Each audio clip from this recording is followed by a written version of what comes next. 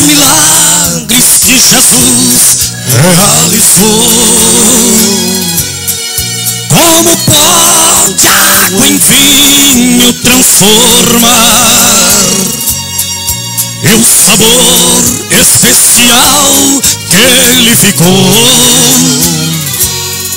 Desejei estar com aquela multidão,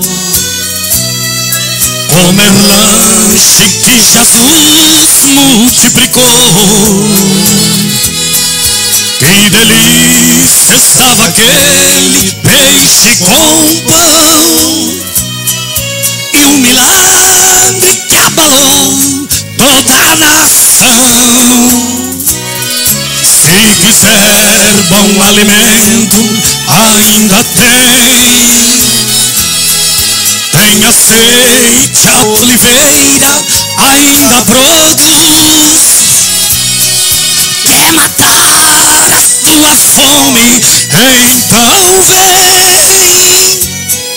A oliveira verdadeira é Jesus. Aleluia, sinta pertinho de você aí. Tem alimento para você nesta noite. Aleluia.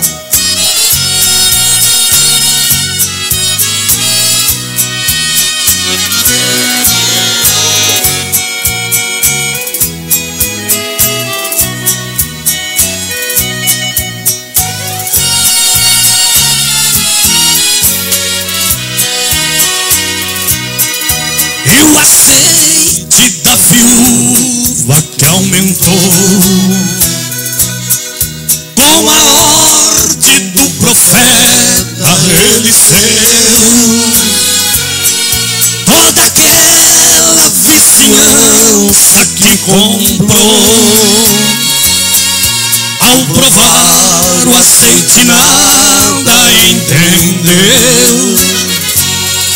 Ele era 100% natural, de uma oliveira muito especial.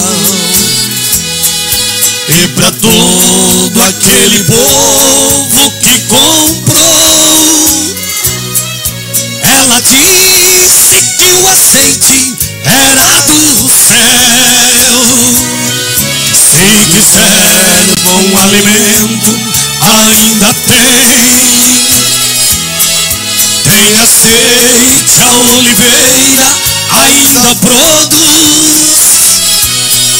Quer matar a sua fome? Então vem. A oliveira verdadeira é Jesus. Se quiser bom alimento, ainda tem. Tem azeite, a oliveira ainda produz. Quer matar a sua fome? Então vem.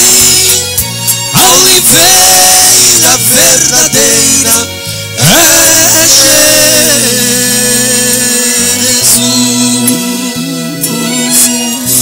Amém. Amém. Glória a Deus. Aleluia. Louvado seja o nome de Jesus.